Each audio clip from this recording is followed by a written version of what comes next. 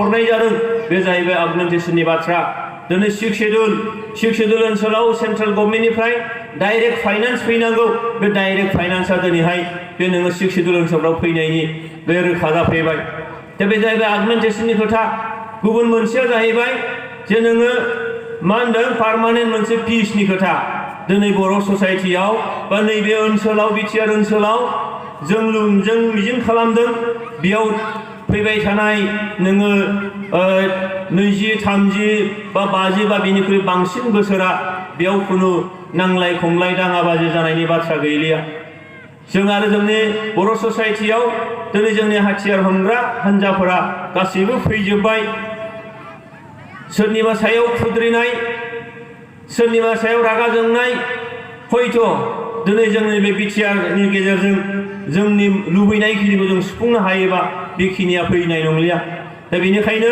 बेयाव मोनसे पार्मानेन्ट पिस आरो दिनै जौगानायनि बाथ्रा बुङोब्ला दावगानायनि बाथ्रा बुङोब्ला दिनै नोङो खौसेथिनि बाथ्रा बुङोब्ला गोजोना जोबोद गोनांथार दिनै बेखौ बुजिनानैनो बेखौ मोनदांनानैनो आरो जोङो बेसेबां नोङो हारि हिसाबै हारि दानाया जायाखिसै हारि दानाया थालांबाय बेसेबांबा जुग दा नोङो दावहाखौ जों दोनथ'नांगोन आरो बेबायदिनो दिनै पार्मानेन्ट पिस मोनसे फैबाय दा बेजों जोङो मा जोंनि गेजेराव अनलायनाय जोंनि गेजेराव सहायलायनाय जोंनि गेजेराव गावजों गाव बिदा फंबाय सानलायनाय बे थासारिया हयथ' फैबाय थानाय गोलाव समनि थाखाय बेयाव गोजोर जासिगोन थामथिया जाहैबाय कमप्रिहेन्सिभ सल्युशननि बाथ्रा कमप्रिहेन्सिभ दा कमप्रिहेन्सिभ सल्युशनखौ लानानै थांनाय समाव गोबां दान्थे बिदान्थेफोर फैबाय जोंनि बर' हारिनिनो माहारियारि आफादफोरनि गेजेराव बर' हारिनिनो जोंनि सानसुमैफोरनि गेजेराव माखासे डिबेटफोर फैबाय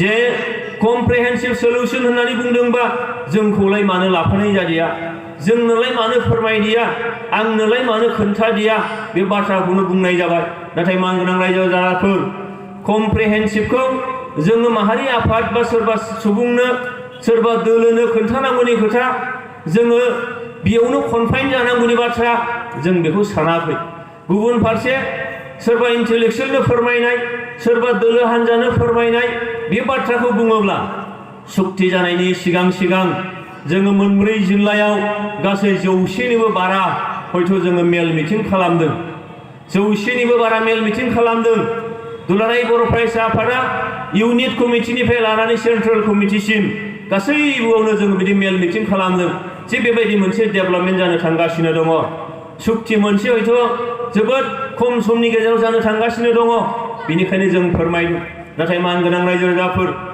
जाय सुबुंनो जाय इन्टेलेक्सुयेलनो जाय दोलो हान्जानो जोंनि सिंनि बाथ्राफोरखौ डेभेलपमेन्टनि बाथ्राखौ फोरमायोब्ला सुथुरनि खोमायावसो हाबहैयो सुथुरा जोंनि हेंथायै नोङो बायदि माखासे जोंनि माखासे खायदा कौशल रनसायनो हायो बैबायदि दोलो आरो हान्जा बा सानसुमैफोरनो जोङो फोरमायनांगौ होननानै जों सानफोआखै जाय सुबुंनो जाय इन्टेलेक्सुयेलनो जाय संगठननि दैदेनगिरिफोरनो फोरमायोब्ला जोंखौ मोनसे गाइड होगोन जोंनो मोनसे साजेसन होगोन बैबायदि दोलो आरो सुबुंफोरनो जों इन्टेलेक्सुयेलफोरनो जों फोरमायबोदों आरो जोंनि कमप्रिहेन्सिभनि सेन्सआ जाहैबाय जे एन्टायार बर'फोर बुहुमाव थानाय बर'फ्रानो नैबे सुक्तिनि गेजेरजों माबा नङा माबा मोनसे मोननांगौ मानगोनां रायजो राजाफोर जों बयबो मोनथिगौ जे BTR सुक्ति जानायनि सिगां मोननै सुक्ति जादों BSc सुक्ति जादों बेबो नोङो उदालगुरि जिल्लासिमानो BTC सुक्ति जाबाय नोङो ओरै सनितपुर जिल्लानिफ्राय 19 गामिथाल' हानहरदेरनानै नोङो सुक्ति खालामबाय नाथाय गहपुराव 1989 मायथाइयाव नोङो हरसे बा सानसेनि गेजेरावनो 533 जोंनि सुबुंफोरा जोंनि बिदा फंबाय बिमा बिफाफ्रा दानथारजादों बै ओनसोला खिन्थु मोननै सुक्तिजों हाबाखै बिथांमोना खेबफ्रामबो आलादा रायजो बिनानै सोमावसारोबा बिथांमोना आन्दलन खालामबोदों माब्ला जोंनि ओनसोलाबो हाबगोन बिथांमोना नेनानै थादों बैयाव थानाय खुनु राजनीतिक दोलो फाराग गैयाजासे संगठननि फाराग गैयाजासे बिथांमोना सोमावसारनायाव बाहागो लाबोबाय थादों नाथाय बिथांमोनखौ बे मोननै सुक्तिया बिथांमोनखौ फोजोबनो हायाखै बा बिथांमोनाव मिनि खैरेनाय लाबोनो हायाखै नाथाय दिनै BTR सुक्तिया दिनै बै गहपुर ओनसोल जाय ओनसोला जारिमिनारि, जाय ओनसोला गोसोखांथाव, जाय ओनसोला जोंनि दुखुनांथाव, बे मोनसे बिखा खायसेब बिखा खामथाव बै नोङो गुबुनफोर ओनसोला हाबाखैमोन। दिनै बे BTR सुक्तिनि गेजेरजों बे ओनसोला हाबनायनि लामाया रोखा जाबाय। आरोबाव मानगोनां रायजो राजाफोर, नोंथांमोना मोनथिगौ मेघालयआव बर'फोर दङ, नागालेण्डआव दङ, अरुणाचलाव दङ, ओरैहाय बेंगलाव दङ, नेपालाव बर'फोर दङ, बांलादेशआव बर'फोर दङ। बै बर'फोर बायजोनि बर'फोरनो जों मा होनो? बेखौथ' जोंनो जेबो होबोनो हायाखै। दिनै BTR सुक्तिनि गेजेरजों बड'फा कालचारेल कमप्लेक्स आरो सेन्टार अफ एक्सेलेन्स, जायनि गेजेरजों बै गुबुन गुबुन माने स्टेटआव थानाय, गुबुन गुबुन हादोराव थानाय बर' फिसाफोरनि बिथांमोननि राव, थुनलाइ, हारिमु, बिथांमोननि ट्रेडिशन, बिथांमोननि कालचार, गाननाय जोमनाय गासैखौबो दिनैहाय नैबे माने बे दफानि गेजेरजों बिथांमोनखौबो बे सुबिदाखौ मोनहोनानै बेजोंनो जोङो बर'फ्रा जे खौसे, जायखौ बड'फा बा दुलाराय बर' फरायसा आफादनि संबिधानाव बुंनाय जादोंमोन जे बड' शब्द वर्ल्ड इउनाइट, बुहुमनि बर'फोर खौसे जा। दिनै नैबे सुक्तिनि गेजेरजों सारा बुहुमनिया दिनैहाय खौसेनि बेन्दोङाव फैनायनि मोनसे रोखा बे जाफैबाय। आरोबाव मानगोनां रायजोफोर, दिनै बे गहपुरसिम लावनानै, सिमलगुरिसिम सिमाया लावनानै आरोबाव जोंनि 21टा जिल्ला आसामाव थानाय बिनि बर'फोर, जाय बर' फिसाफोराबो थांनाय गोलाव समाव बै नोङो गलाघाटनि बर'फोरा, बै नोङो कामरुपनि बर'फोरा बिथांमोना मालाबाबो सानफेराखै। बिथांमोना खालिबोल' साननानै लादों जे बुरलुंबुथुरनि साहा संकसनिफ्राय सुदियासिम आलादा रायजोआ जायोब्ला बेनो जोंनि थाखायबो गोजोनथाव बाथ्रा जागोन। मानोना जोंनो रैखाथि गोनां हा दब्लाय नांगौ, गावसिनि बिथांमोननि ओनसोला हाब दाहाब। नाथाय दिनै थामथि गोरोबथानि गेजेरजों बे नोङो आसामनि BTRखौ बाद होनानै बिनि बायजोआव थानाय 21टा जिल्ला, मोन 24 जिल्लानि बर'फोराबो दिनै बर' कसारि वेलफेयार अट'नमास काउन्सिल मोनबाय। जों बुंदोंमोन आसामखौ फुरा थुब्ला बोखावनानै 50-50 जौखोन्दोआव राननाय। दिनै जों 50 जौखोन्दो आलादायै मोनाखैब्लाबो हयथ' दिनै बे मोन 21 जिल्लानि दिनै काउन्सिलखौ नायोब्ला बर'फोरा 50 जौखोन्दोनि बाराखौनो हयथ' दिनैहाय मोननो हानाय मोनसे थासारि फैबाय। दिनै सारा बर'फ्रा दिनै खुगायाव एसेब्लाबो मिनि खैरेनाय मोनसे थासारि दिनै नैबे सुक्तिया लानानै फैबाय। दा बेनिखायनो जोंनि कमप्रिहेन्सिभनि सेन्सआ जाहैबाय सोरबा दोलो आफाद गासैखौबो लाफाजोबनानै खालामनायनि नङा। जे जायफ्रा सोमावसारदों, सोमावसारग्रा हान्जाफ्रा ज' जानांगौ आरो सारा बुहुमनि बर'फोरनो जोङो माबा नङा माबा मोनसे नैबे सुक्तिनि गेजेरजों होनो हानांगौ। बे जाहैबाय जोंनि कमप्रिहेन्सिभ। बेबायदि थामथि नाम्बार।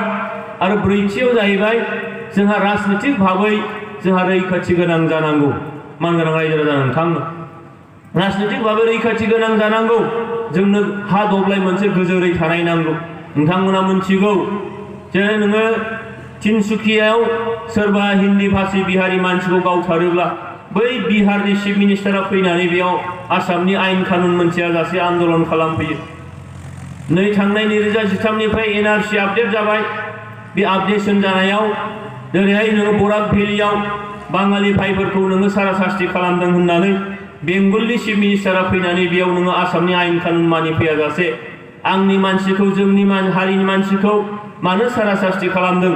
बिथांमोना बेयाव फैनानै नोङो मा आसामखौ आसि बिमा खोन्थाफैनाय बायदि आसाम सरकारखौ बेबायदि मोनसे थासारि खालामफैदों। मानो खालामदों? जे बिथांमोना मालाय आलादा रैखाथि गोनां हा दब्लाय दं, रैखाथि गोनां न' दङ बिथांमोनहा। दिनै जों बर'फोरहा गैया। दिनै बे BTRखौ जोंहा गोजोर खालामनांगौ। फैबाय थानाय समाव राजनितिक भाबै जोंहा गोजोर खालामनांगौ। आरो गोजोर खालामनांगौब्ला जों मा राहाफोर, मा उपायफोर लानो? दिनै जोंनि गेजेरनिफ्राय माखासेया ओंखारलांनो लुबैदों, माखासेया हाबफैनो लुबैदों। जोंनि गेजेरावनो माखासेया बायजोआव थानांदों, सिमायाव थानानै। दा बेफोरखौ जोंहा सोरबा थांनो लुबैनायखौ थांहोनांगौ आयेन बादियै, दफा बादियै, आरो जोंहा माखासेखौ हाबहोनांगौ। दा बिदि खालामनानै जोङो मोनसे गोजोर, जोङो मोनसे सुबुं सानखोआवबो नांगौ बादि सुबुं सानखो थानाय रैखाथि गोनां मोनसे हा दब्लाय नांगौ। बेखायनो दिनैहाय बे नोङो गामि सोनाय आरो दानख'नाय बे दफाखौ बेयाव लानानै फैनाय जाबाय। बेयावबो गोबाङानो बुंबाय मानो बे दफाखौ दोननाय जाखो दफाखौ दोनाब्ला बै नोङो 95 गामिया जे डिसपिउटेड जानानै थाबोबाय बिथांमोनहा अरायनि थाखाय बिथांमोनहा हाबनो हानाय क्राइटेरिया हाबनो हानाय सुबुं सानखो बेबायदि मिलायनाय ओनसोलफोर दङ गामिफोर दङ बिथांमोनहा माब्लाबाबो सुजुग हयथ' निश्चय मोननाय नङामोन दा बेनिखायनो आं नोंथांमोननो फोरमायदों जे गुबैयै मोनब्रै अबजेक्टिभ्स मोनसेया जाहैबाय अगमेन्टेसन जोंनि सिमाया लावनाय गोहोआ बारायनाय नैथिया जाहैबाय पार्मानेन्ट पिस फैनांगौ बेयाव पार्मानेन्ट डेभेलपमेन्टनि थाखाय पार्मानेन्ट मोनसे पिस थामथिया जाहैबाय नोङो कमप्रिहेन्सिभ ब्रैथिया जाहैबाय राजनितिक भाबै जोंहा रैखाथि गोनां जानांगौ दा मानग्रा रायजोफोर गोबाङानो कुइसन खालामदों बा सन्देह खालामदों जे मालाबाबो नोङो सानजाहा गहपुरसिम लावनाय नङा शिमुलगुरिया मालाबाबो हाबनाय नङा नाथाय मानगोनां रायजोफोर नैबे सुक्तिनि दफाफोरखौ नायोब्लानो जों रोखा जानो हायो मारै रोखा जानो हायो जे नोङो बे सुक्तियाव दङ जे सुक्तिनि दफाफ्राव गोबां इन्स्टिटिउसन्सफोर गोबां फसंथानफोर दिनैहाय बे बिटिआर सुक्तिजों फैफाबाय बिटिआर सुक्तियाव गासै 44 दफा दंमोन दिनै बिटिआर सुक्तियाव गासै 94 बेयाव नोङो क्लजफोर दङ बिटिआरना 44 बिटिआरना 94 बे 94 दफाफोरनिनो इन्स्टिटिउसन्सखौ बे गोदानै जे मोननै जिल्ला जागोन सनितपुरखौ दाननानै बिटिआराव हाबगोन बिश्वनाथ जिल्लाखौ दानख'नानै नोङो बिटिआराव हाबगोन बै थावनिफ्रावबो नैबे सुक्तिजों फैनाय दफाफोरनि माखासे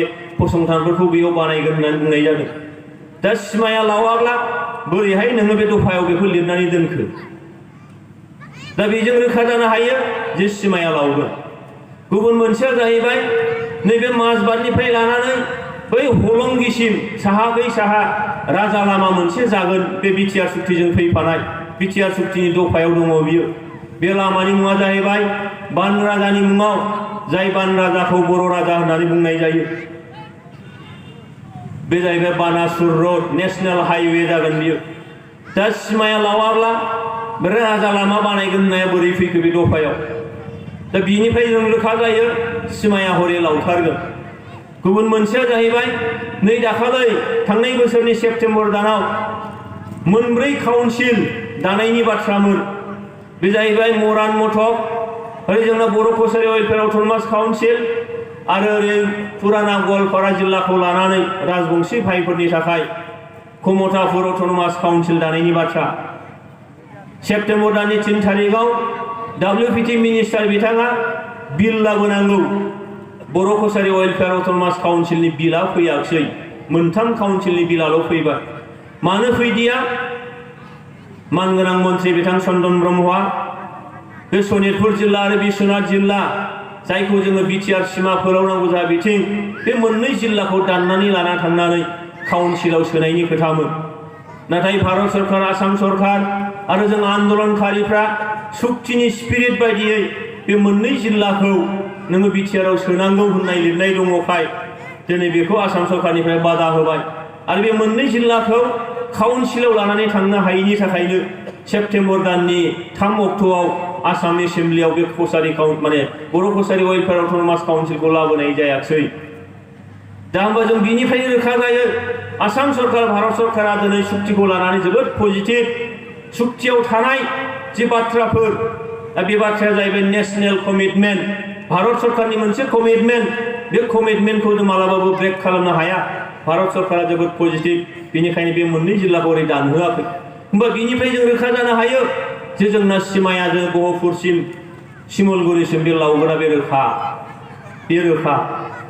बेखायनो दिनै दाउट जानांगौनि खोथा गैया मानगोनां रायजो राजाफोर दिनै जे कमिसन मोनसे दङ बे कमिसना दिनैहाय एप्लिकेसन आजावबाय थादों फैगौ नैबे जानुवारि दाननि 15 अक्ट' बेयाव लास्ट मोनसे सम सिमा खानानै होदों बिनि गेजेराव जाय गामिफ्रा हाबनो लुबैदों जाय गामिफ्रा ओंखारनो लुबैदों बेयाव बिथांमोना एप्लिकेसन होनो हायो मानगोनां रायजो राजाफोर नै दाखालै बे जानुवारि दाननि 3 अक्ट'आव बङाइगावआव जोङो कमिसना मोनसे हियारिं लादोंमोन जे सोर ओंखारनो लुबैदों सोर हाबनो लुबैदों दा बेयाव ओंखारनो लुबैनाय माखासे मानसिफ्रा सुबुंफ्रा दोलो आफादफोरा एप्लिकेसन होबाय होनानै दिनै निउसाव बुंबाय दिनै जोङो 100थासो गामिखौ BTR निफ्राय दिहुननो हासिगोन नाथाय मानगोनां रायजो राजाफोर एप्लिकेसन होब्लानो गामिया दिहुनजागोन एप्लिकेसन होब्लानो गामिया हाबगोन बेबायदि नङा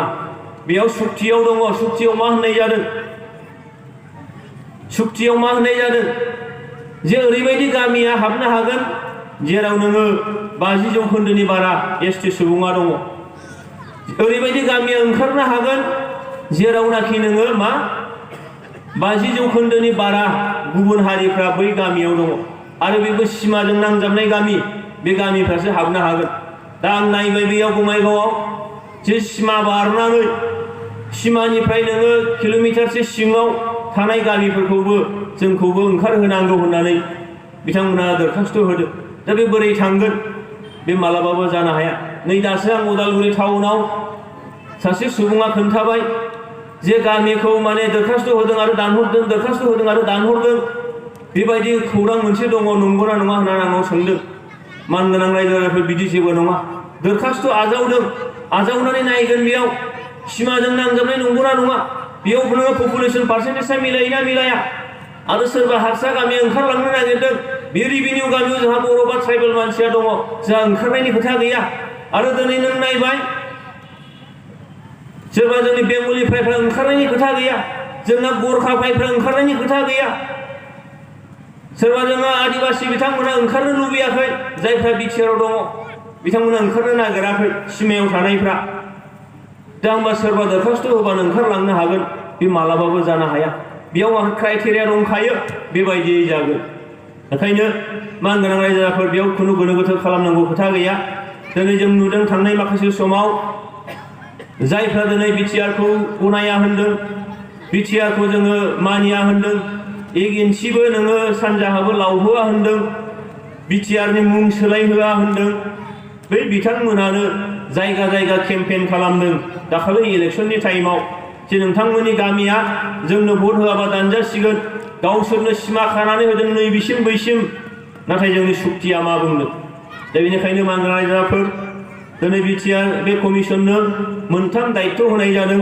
बे जाहैबाय सिमा फोलावनाय गामि सोसननाय सानजाहा गहपुरसिम सिमलगुरिसिम खोलानि मोन 95 गामि 95था गामि 95 भिलेजआ डिसपिउटेड जानानै दङ बिथांमोना हाबनो हानाय अबस्थायाव दंना गैया बेखौ नायबिजिरनांगौ आरो सानजाजों बे गामि सोनायनि बेलायाव सुक्तियाव ओरैबायदि लिरनाय दङ एज डिमान्डेड बाय द बड' अर्गानाइजेसन होननानै बुंनाय दं बर' अर्गानाइजेसनफ्रा डिमान्ड खालामनाय बायदियै गामि सोगोन बे खोथाखौसो बुंनाय दङ आरो माखासेया होनदों जायफ्रा ओंखारलांनो लुबैयो बे मोनब्रै जिल्लानि खोला सिमायाव थानाय बे ओंखारलांनो हागोन होनना बुंदों बेयावबो ओरै रोखा लिरखानाय दङ ट्राइबेल बेलेन्स ब्लकनिफ्राय रावबो ओंखारनो हाया जाय गुबुन हारिफ्रा ओंखारनो लुबैदों बिथांमोना ट्राइबेल बेलेन्स ब्लक नङै गामिनिफ्राय ओंखारनो हागोन नाथाय बिथांमोनहाबो बेयाव मेजरिटि जानांगोन बै गामिफ्रासो ओंखारनो हायो बै गामिफ्रासो ओंखारनो हायो थ' दिनैसिमाव कमिसना थांनाय सेप्तेम्बर दाननि 28 अक्ट'आवनो दानानै होजादोंब्लाबो दासिमाव नैबे एप्लिकेसन आजावनाय बे स्टेजसिमावनो दङ थांनाय दानथामसोआ कमिसननो नोङो गाइडलाइन होनांगौ बेखौ जोङो कमिसना दासिम मोनथ'नाय जायाखै कमिसननो मोनसे अफिस होनांगौ बेखौ दाख्लै बावथाराखै अफिसखौ दिहुननानै होनाया डिसेम्बर दाननि 17 अक्ट'आवसो बेखौ दिहुननानै होबाय कमिसननो थाखाय नोङो कमिसननो मोनसे फाइनान्स नांगौ बाजेट नांगौ कमिसननि सोलिनो थाखाय बिसोरनो गारि घोड़ा नांगौ बे गासैबो जिनिसा दिनै गभर्नमेन्टनिफ्राय दाबो प्रभाइड खालामनाय जायाखै दासिम माने फाइल प्रसेसआवनो दंबाय थायो होनदों बेनिखायनो जोङो बेखौ खालामनो हाथ'नाय जायाखै मोजाङै मावथ'नो हानाय जायाखै बबेखानि बे कमिसना 6 दान होननानै बुङोबा October November December January February March मासावनो जोबो नाथाय दासिमाव मास मोनथाम बारलांबाय बे मास मोनथामाव मावख'नो हागोन ना हाया आरोबाव इलेक्सन फैगौ नै एसेम्बलि इलेक्सन बे एसेम्बलि इलेक्सनाव आरोबाव जुदि आसाम सरकार बा जोंनो BTR सरकारा दा मावथ'नांला होननानै बुङोब्ला निस्सय आरोबाव बे थाबावगोन जिरायथ'नांगोन अब्लाना हयथ' जोंखौ एक्सटेनसन खालामनांगोन खोब सम्भव। दा बेखिनि अबस्थायाव दङ कमिसननि जे हाबा हुखानि बेलायाव होनोबा दा बेयाव खावलायनो लुबैदों जे जायफ्रा सिमायाव दङ हाबनो लुबैग्राफ्राथ' दरखास्त' होखानांगोनानो आरो जायफ्रा सिमायाव गामिया सिमायाव दङ गुबुन हारिफ्रा ओंखारनो लुबैदों बै गामियाव बा जोंनि बर' बा गुबुन हारिफोर दङ जायफ्रा बिटिआरनिफ्राय ओंखारनो लुबैयाखै बिथांमोनाबो खिन्थु दरखास्त' होनांगोन जे जोंनि गामिखौ खुनु फोदै जाहाथे दानख'नो मोना बिदि होननानै कमिसननो दरखास्त' होनांगोन। ओंखारनो नागिरग्राफ्राबो थाफिननो नागिरग्राफ्राबो दरखास्त' होनांगोन। दा बेयाव जों नुबाय दा गोबां हारिनिफ्राय गोबां माखासे एक्सन रिएक्सना फैदों जे माखासेफ्रा बुजिदों जे जोङो ओंखारलांजोबोबा बेयाव जोङो माइनरिटि जागोन देनां जोंनि जेबो खोथायानो खाथिनाय नङा। माखासे सेक्सना बिदिबो सानदों बेनिखायनो बिथांमोना ओंखारनो लुबैयाखै जोङो थानायानो गाहाम जागोन। नै दाखालि बाक्सा जिल्लानिफ्राय मोनसे जायगायाव मिटिं जानानै ओंखारनायनि थाखाय मेल जादोंनो बेसेबांबा गिदिर गोबाङानो बुंबाय जों ओरै मोनाखै थोरै मोनाखै बेनिखायनो जों ओंखारनांगौ।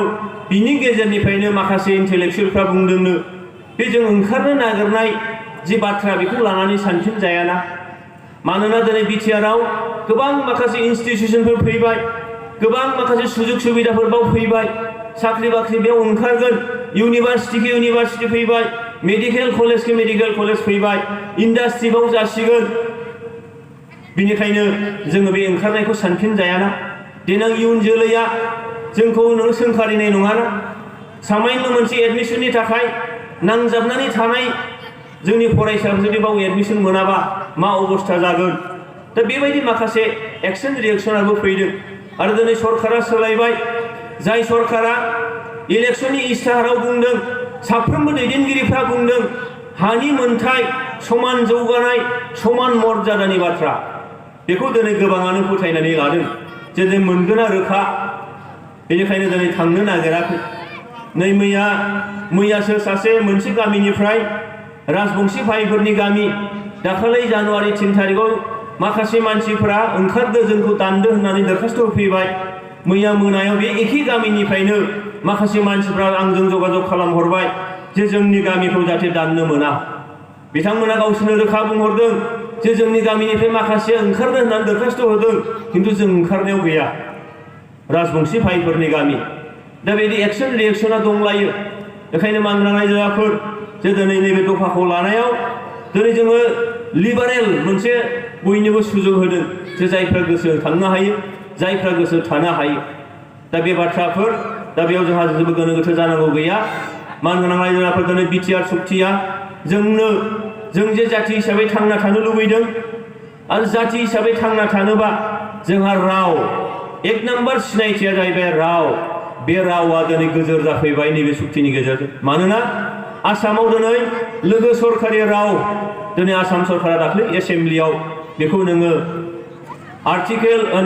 आसाम सरकारनि आसाम अफिसियेल लेंगुवेज एक्ट 1960 बे आयेनखौ एमेन्डमेन्ट खालामनानै बर' रावखौ दिनैहाय नोङो सरकारि खालामफैबाय। थ' मानगोनां रायजोफोर जाथि मोनसेनि गुबै सिनायथिया जाहैबाय राव। जोङो जाथि हिसाबै थांना थानो लुबैदों जाथि हिसाबै थांना थानोबा रावा थांना थानांगोन। दिनै रावा दिनैहाय गोजोर जाफैबाय आरो बेयावबो गोबां डिबेट बियो गोदो 1985आवनो आसाम सरकारा होखादोंमोन नाथाय 1985निया बै आसाम अफिसियेल लेंगुवेज एक्ट 1960 बेखौ एमेन्डमेन्ट खालामनानै बर' रावखौ सोनाय जायाखैमोन। दिनै एमेन्डमेन्ट खालामफैबाय। नंगौ बै समावबो गभर्नरा अर्डिनेन्स पास खालामदोंमोन नाथाय एमेन्डमेन्ट जायाखैमोन। दिनै एमेन्डमेन्ट जाफैबाय। दिनै जोंनि रावखौ फोथांनानै जाथि हिसाबै थांना थानो नागिरनायाव रावा गुबै रावखौ फोथांनोबा जोंनो मिडियाम नांगौबा बेयाव फरायग्रा नांगौ बेयाव नोङो फोरोंग्रा नांगौ। नाथाय जोंनि स्कुलफ्रा प्रभिन्सियेलाइज गैजोबा नंजोबा स्कुला प्रभिन्सियेलाइज नङैखायनो मिडियामा दिनै मिरौ जिरौ गाबोन मिडियामा थैलांबा बर' रावा थैनायाबो गुबुन गिदिर बाथ्रा नङा। जायनि थाखायनो दिनै मिडियामखौ फोथांनानै लाखिनांगौ। बिनि थाखायनो दिनै सेपारेट डाइरेक्टरेटनि बाथ्रा सेपारेट डाइरेक्टरेट थांनाय बोसोरनि सेप्तेम्बरनि 5 तारिखआव 5 अक्ट'आव दिनै सेपारेट डाइरेक्टरखौ दिनै फुल फेजेर दिनै दाफुंनानै होबाय। जोंनि स्कुल दिनै इउनिभार्सिटि लाबोबाय मेडिकेल कलेज लाबोबाय बेयाव फरायनांगोन जोङो बेयाव फोरोंनो मोननांगोन जोङो बेयाव नोङो जोंनि फरायसाफ्रा बाहागो मोननांगोन नाथाय जोंनि स्कुला प्रभिन्सियेलाइज नङाब्ला जाय स्कुला प्रभिन्सियेलाइज नङा बे स्कुलाव मोजां क्लास जाया बेयाव फोरोंगिरि गैया बेयाव नोङो मोजां मा होनो रिजाल्ट जाया जायनि थाखायनो मा जाबाय जोंनि इउनिभार्सिटिफ्रा ओरैनो मालायनो लाबोगारनानै होनाय बायदि जागोन दा बेनिखायनो बे इउनिभार्सिटियाव जोंनि फरायसाफ्रा फरायनो मोननांगौ फरायसाफ्रा फरायनानै जोंनि सुबुं सम्पदा बारायनांगौ सुबुं सम्पदा बारायोबा जाथिखौ गेरेमसा खालामनो नागिरदों बे गेरेमसा खालामनायाव हयथ' निस्सय जोंहा मदद जागोन आरो जोंनि लाइमोनफ्रा बेकार जेंनानिफ्राय सुबुं सम्पदा बारायनाय लोगो लोगोनो जौगानाय लोगो लोगोनो बेकार जेंनाखौबो गावनो गाव हयथ' समाधान खालामनानै लानो हानायनि मोनसे थासारि फैगोन दा बेनिखायनो स्कुलखौ प्रभिन्सियेलाइज खालामनांगौ दिनै प्रभिन्सियेलाइजनि प्रसेसा दिनैहाय कमिटि मोनसे दानानै होदों बे कमिटिया दिनै नायबिजिरगासिनो दङ आरो जोङो BTR ओनसोलनिखौ नै दाखालि थांनाय नभेम्बर दानावनो जोङो सेक्रेटारियेटआव सासे सेक्रेटारि आरो सेपारेट डाइरेक्टरेट दा बे जोंहा जि दंखायो बेजों सावरायनानै अलरेडि साबमिट खालामनाय जाबाय दा बेयाव क्राइटेरियानि खोथा आसाम सरकारा प्रभिन्सियेलाइजेसनाव माखासे क्राइटेरिया होदों हा गैयाबा स्कुला प्रभिन्सियेलाइज जाया बे स्कुलाव दायित्व गैयाबा प्रभिन्सियेलाइज जाया हाई स्कुलबा नोङो 30% नङाबा रिजाल्टआ जुदि 30% पास खालामनो हायाबा थांनाय बोसोरथामनि बे स्कुला प्रभिन्सियेलाइजेसन जाया पारमिसन गैयाबा जाया बेनिफ्राय नोङो हायार सेकेन्डारि कलेज बा कनकारेन्स गैयाबा जाया जों बुंदों जे बे मोनसेबो कन्डिसनखौ लाखिनो मोना जिर' कन्डिसनाव स्कुला प्रभिन्सियेलाइज जानांगौ 2019नि 31 डिसेम्बरनि गेजेराव जाय स्कुला नों गायसनजानाय जाय स्कुलाव नोङो फोरोंगिरिफ्रा जयनिं जाबाय बे स्कुलफ्रानो प्रभिन्सियेलाइज जानांगौ होननानै आसाम सरकारखौ जोङो मोनसे रायलायदों आरो बेबायदियैनो दिनैहाय नोङो BTRनिफ्राय बेखौ नोङो साबमिट खालामनाय जाबाय बायजोनिखौबो दिनै साबमिट खालामगासिनो दं बायजो BTRनि बायजोनि जोंनि DODI बा नोङो ISफ्रा नांगौ बायदि मदद खालामाखै नाथाय सेभारेल टाइम्स प्रेसार होनायनि उनाव बिथांमोना दा LP स्कुल आरो ME स्कुलनिया डाइरेक्टरेटआव साबमिट जाबाय होननानै जों मिन्थिगौ दाबो हाई स्कुल हायार सेकेन्डारि कलेजनिया दाबो साबमिट जायाखै दा बेबायदि मोनसे थासारिजों जों लांबाय थादों मानगोनां रायजो राजाफोर दिनै BTR ओनसोलाव बेयो मोनसे एजुकेसननि हाब जानो थांगासिनो दं आरो बिनि थाखायनो दिनै जों जोथोन लानांगोन मानगोनां रायजो राजाफोर जोंनि सोलोंथाइखौ जों जेब्लायखि जाया जौगाहोथारनांगोन बेयाव जोङो नायदों जे दिनैहाय मा होनदों एग्रिकालचार इउनिभार्सिटि फैबाय एग्रिकालचार इउनिभार्सिटिखौ जों मानो लाबोदों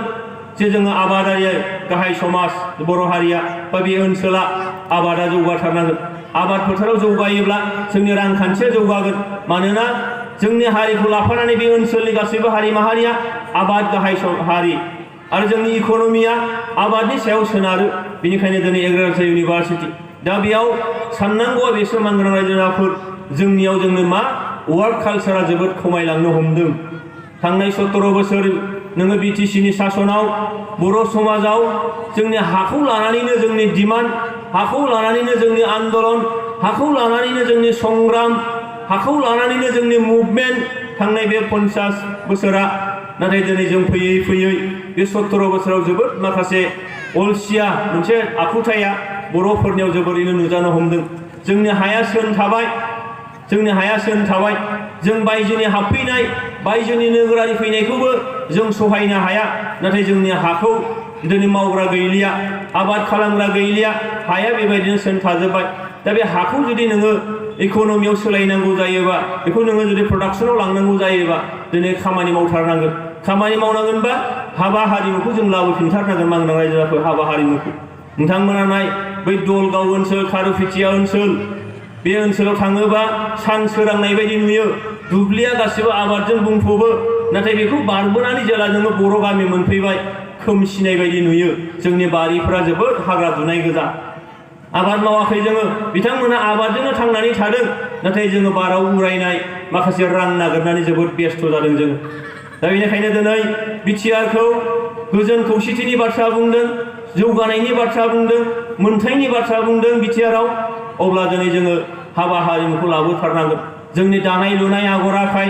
बेखौ जोंहा लाबोथारनांगोन जोंनि दानाय लुनाय आगर आखाइ बे दिनै संरैखा मोननांगोन दिनै बिनि दायित्वआ जोंनावनो दं BTR जिहेतु मोनबाय गभर्नमेन्टबो खालामबाय दायित्वआ जोंनावनो थाबाय बेनिखायनो दिनै सुबिदा मोननायाव आंसो मोनग्रोनांगौ नोंसो मोनग्रोनांगौ नङालासिनो बोरैबा जोङो बयबो समानै मोननो हायो बिनि थाखायबो दिनै खामानि मावनांगौ थाबाय मानगोनां दिनै नंगौ बर' ससाइटियाव जों नायबा नुगोन थांनाय 2010 मायथाइयाव जोङो सोलोंथाइखौ लानानै सोलोंथाइ बोसोर 2007निफ्राय दासिम जोङो मिशन क्वालिटी एजुकेशन लानानै हाबा मावबोबाय थादों नाथाय जोंनियाव सुबुं सम्पदा बेसेबां दहाय जोंहा आनन्द बिथाङा बुंनाय बायदिनो मालाय नोङो आसामनि लिटारेसि रेटआ 70-74% मोनहैबाय बर'फोरनिया दाबो 50%खौनो बारनो नागिराखै मानो एखे स्कुल एखे केरिकुलाम एखे फोरोंगिरि नाथाय जोंनियाव मानो सुबुं सम्पदा मानो बारायाखै बे गोबां हयथ' खारनफोर थागोन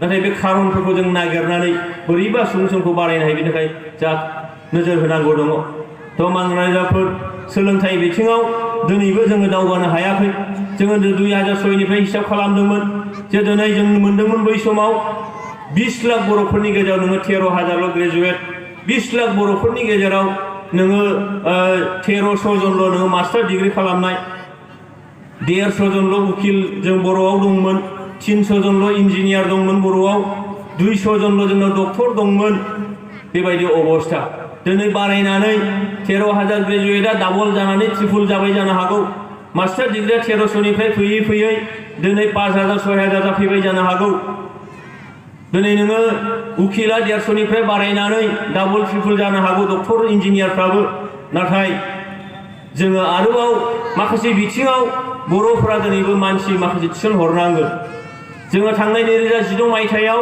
हिसाब खालामदोंमोन आसामाव जे बे 20निफ्राय 25 लाख बर'फोरनि गेजेराव जोंनियाव बिउरोक्रेट्सआव साबैसे दङ फालाय बिउरोक्रेसियाव सिस्टेमाव थानानै खामानि मावग्राफ्रा पार्मानेन्ट मोनसे खामानि मावग्राफ्रा साबैसे दं बर' हारिनिफ्राय जों हिसाब खालामनानै नायदोंमोन आसामाव बे टाइमाव जों नुदोंमोन इन सार्भिस साख्रि मावबाय थानाय बर' फिसाफोरा 50नि बारामोन थांनाय 2016 मायथाइनि हिसाब बियो नाथाय जों आसामावनो नायदों मिसिं हारि जाय मिसिं हारिया खोब जाथारोबा 6 लाखसो जानो हागौ खोमा बे मिसिं हारिया खिन्थु 300नि बारा 300नि बारा बिथांमोनाव APS ACS IAS IPS बिथांमोनाव बेबायदि अबस्था सुबुं सम्पदा बेबायदि बारायनाय बेखायनो नैबे लाइनाव जोंहा मानसि दिहुननांगौ दङ दा मानसि दिहुननांगौबा दिनै जों LP स्कुलनिफ्राय जोथोन लानो रोंनांसिगोन ME स्कुलनिफ्राय जोथोन लानो रोंनांसिगोन अब्लासो जों बै लेभेलाव सौहैनो हागोन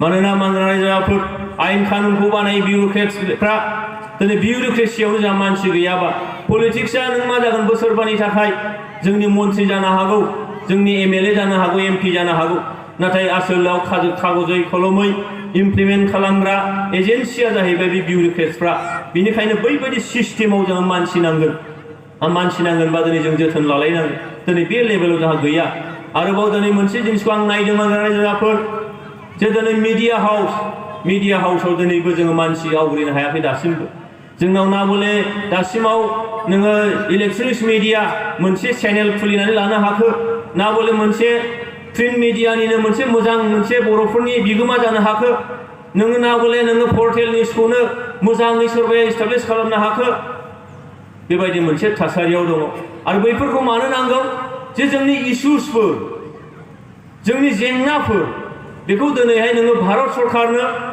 आसाम सरकारनो दुनियायाव बोदलानानै होनांगौबा दिनै बेफोरबायदि हाबा हुखायाव जोंहा नांगोन जोंनि गेजेराव कलामनिस्ट थानांगोन जोंनि गेजेराव जार्नालिस्ट थानांगोन जोंनि गेजेराव रिपर्टार थानांगोन जोंनि गेजेराव गेदेर गेदेर माखासे राइटारफोर थानांगोन दिनै बर' हारियाव नायोब्ला बेबो दिनै खहा बायदिखौ जों आं नुहुरदों ओंखायनो मानगोनां रायजोफोर लाइमोन लोगो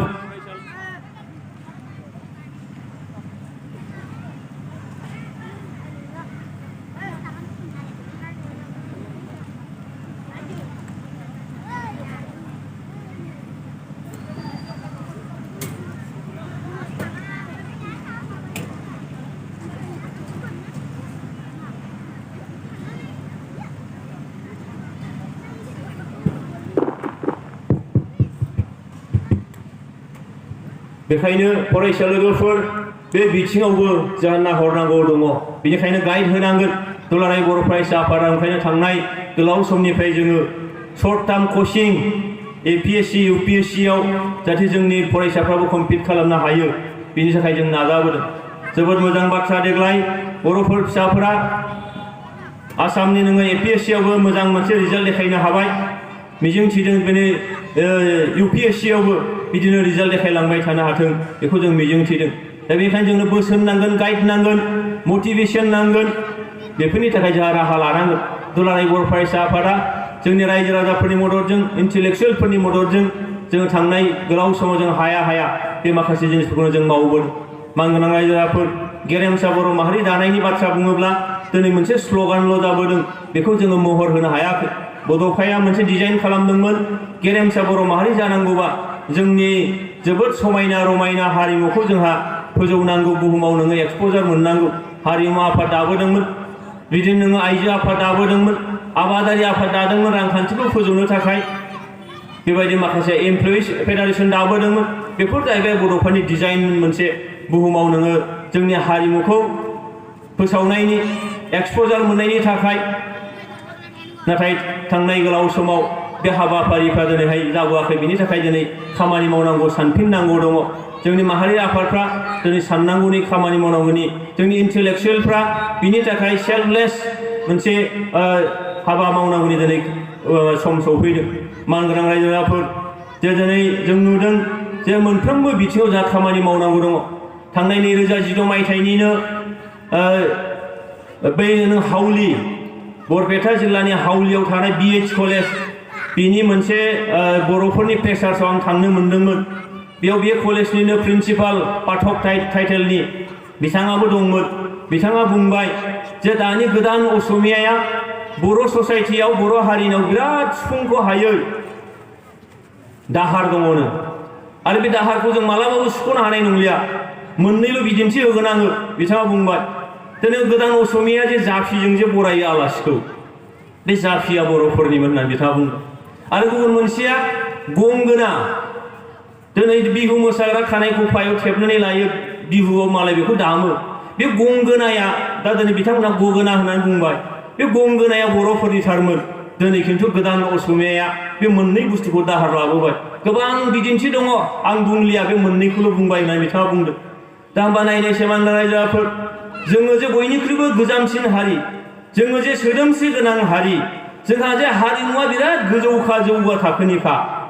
जोंनि मोसानाय मुसुरनाय, दामनाय देनाय नोङो बिराद माने मोजांखा। बेखौ दिनै जोङो मोनफा मोनफा जुदि खोमालांबाय थायोब्ला, गाबोन जोङो बिनि थागिबि फिसा, हानि फिसा, जों जे दिनै ST, दिनै बे जिनिसा गाबोन कुइसनेबल जाहैगोन नामा? आं नायदों जोङो गोदान गोदान थासारिजों ग्लबेलाइजेसननि बारखौ बिराद जोङो फोनांनानै लायो। नाथाय गावहा जे नोङो असे माखासे सम्पथिफोर दंखायो, बै सम्पथिफोरखौ जोङो खिन्थु बावगारबोनो लागै हमदों, बावगारबोनो नागिरदों। दा बेखौ जोंहा साननांगौ दङ। दिनै नोंथांमोना नायनायसाय, बर'फोरनि आगर आखाइ थांनाय गोलाव बोसोरजों संसार जाफादोंब्लाबो रावबो नकल खालामनो हायाखैमोन। नाथाय बेखौ जेला आगर लेखा बानायनानै बाजाराव फाननाय जाबाय, दिनै कम्पानिफ्रा दख'ना दाबाय, आर'नाइ दाबाय, बर'नि आगर मोनसेनि जायगायाव बिसोर मोनथाम मोनब्रै बायदिसिना रोखोमनि आगर बानायजाबाय। बर'नि नैबे नोङो पाहार आगर, हाजो आगर बा दिंखिया आगरा दिनै सोरनिबा सारि हांसोलाव थाहैबाय। दिनै नोंथांमोना बयबो मिथिगौ पेटेन्ट आयेननि खोथा, GI टेगनि खोथा। दिनै जुदि बै कम्पानिफ्रा जोंनि बे आगरखौ गावसिनि दिहुननाय होननानै जुदि पेटेन्ट खालामनानै लाबायब्ला, GI टेग खालामनानै लाबायब्ला, गाबोन बे आगरखौ जों मोनबोफिनगोन ना फिना?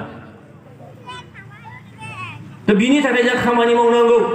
बिनि थाखाय जोंहा माहारि आफाद दङ, आरो बे नोजोरजोंनो बड'फाया डिजाइन खालामदोंमोन। बेफोर गासिबो बर'नि आगर आखाइ, मोसानाय मुसुरनाय, दामनाय देनाय, बिनि गेजेरजों बर' हारिखौनो बुहुमाव नोङो फोसावनांगौ, एक्सप'जार होनांगौ। नाथाय बे खामानिफ्रा जायाखै। साननो गोनां, मा गोनां नोंथां, जेरै भट जलखिया होननानै बुङो, बेखौ आसामनि होननानै GI टेग खालामबाय। नोङो मुगानि जि, पाट मुगा, बेखौ दिनै GI टेग खालामबाय। जिअ'ग्राफिकेल आइडेन्टिफिकेसन टेग, बेयाव खुनु गुबुन देशा दायोब्लाबो बानायोब्लाबो बेयो नोङो आसामनि, नोङो मा जाबाय, बियो आसामावसो गुबै माबाया होननानै सिनायथि मोनबाय। दिनै जोंनि बे हाजो आगरा सोरबाया लानानै थांबाय, बेखौ जों गाबोन लाबोफिननो हागोन ना हाया?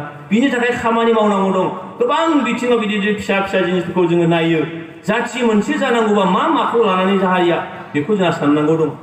जों मोनथिगौ गोदो बर'फोरनिया देंखोआनो मोनबाल'मोननो। दिनै सारे गामा पा होननानै 8था अष्टराग दङ, बर'फोरनिया मोनबाल'मोननो। जों मोनथिला बबे जुगाव जोंनि बे देंखोआ गोमालांखो। बे देंखोजों दिनैनि देंखोजों माबा गोरोबनाय दंना गैया?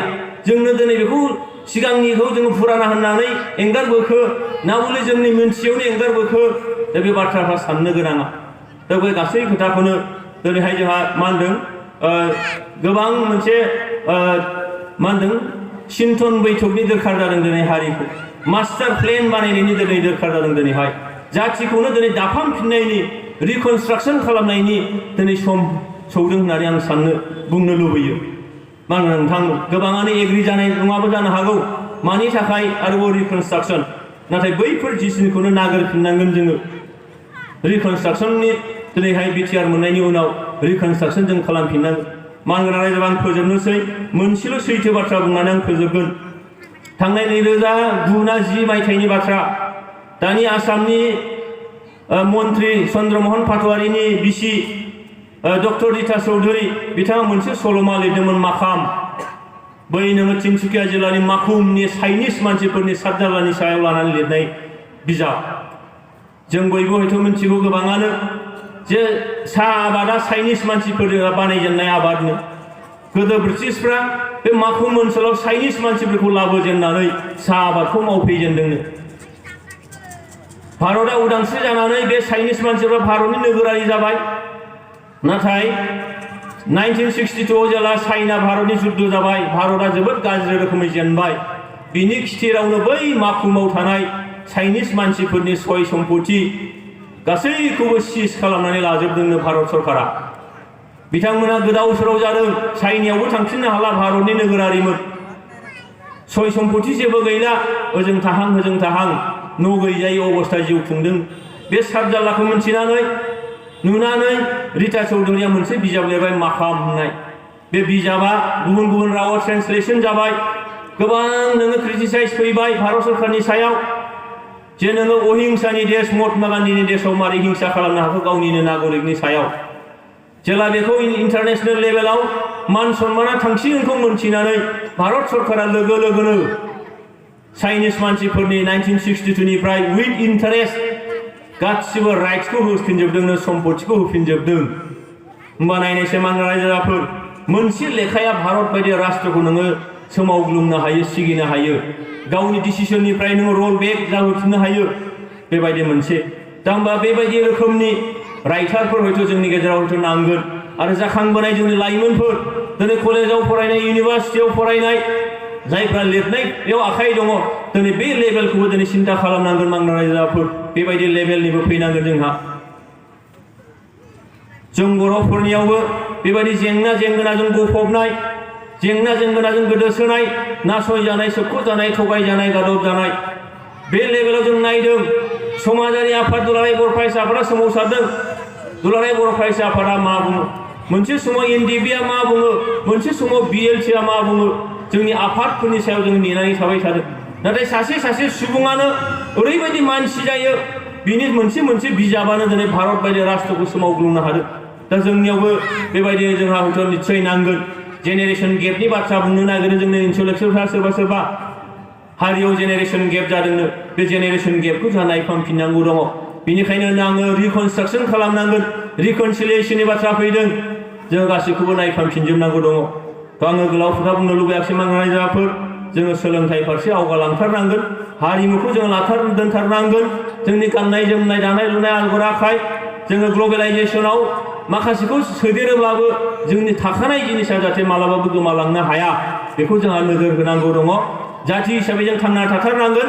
जेरावखि थायाथों मानो गाव हारिनि साननाय, मावनाय दांनाय, गाननाय जोमनाय, बेखौ जाहाथे जों मालाबाबो बावगारनानै थाङा। मानोना मानगोनां रायजोफोर, गाव हारिखौ मोजां मोननाय बा जातीयताबादा हारसिङै थांनानै थानाय जिनिस नङानो बियो। बेखौ हमथानानै लाखिनांगौ, बेखौ फोथांनानैसो लाखिनांगौनो, अब्लासो जातीयताबादा थांनानै थागोन। नाथाय मानगोनां रायजोफोर, जातीयताबाद बुङोब्ला एसे गरामिया थाफायो। नाथाय बे गरामिया मालायखौ मोनसा मोननाय, मालायखौ मुगैनाय, मालायखौ नासयनायनि नङा। बे गरामिया नों गावनिखौ लाखिनाय जानांगोन। नों गावनिखौ लाखिनाय जानांगोन। बेनिखायनो आं खावलायदों जोंनि लाइमोनफोरखौ, जोंनि फरायसाफोरखौ, जोंनि बिमा बिफा गारजेन, जोंनि सानसुमैफोरखौ जे जोङो बे जिनिसखौ जों गोसोआव लाखिनांगोन। नों जेरावखि थाहैयाथों मानो, जेखि फोथाराव खामानि मावाथों मानो, गाव हारिनि फारसे सिन्था खालामनाय, गाव हारिनि फारसे एसेब्लाबो साननाय मावनाय बे जिनिसा थाफायोब्ला जोङो हारि हिसाबै गेरेमसा बर' माहारि दानायनि जे सिमां, बे सिमाङा दिनै बिटिआरनि गेजेरजों मोनफुंहैगोन, बेखिनिखौ जों मिजिंथिनो हायो। दा आं बेखौनो बुंबाय। जोबनायाव नोंथांमोन बयनिसिमबो गोसो गोरबोनि गाहाम हामलायनाय आरो गोजोन हामलायनायखौ हरनानै, खेबसेबाव गोदान बोसोर आरो दमासि बोथोरनि गोजोन हामलायनायखौ हरनानै बुंनायखौ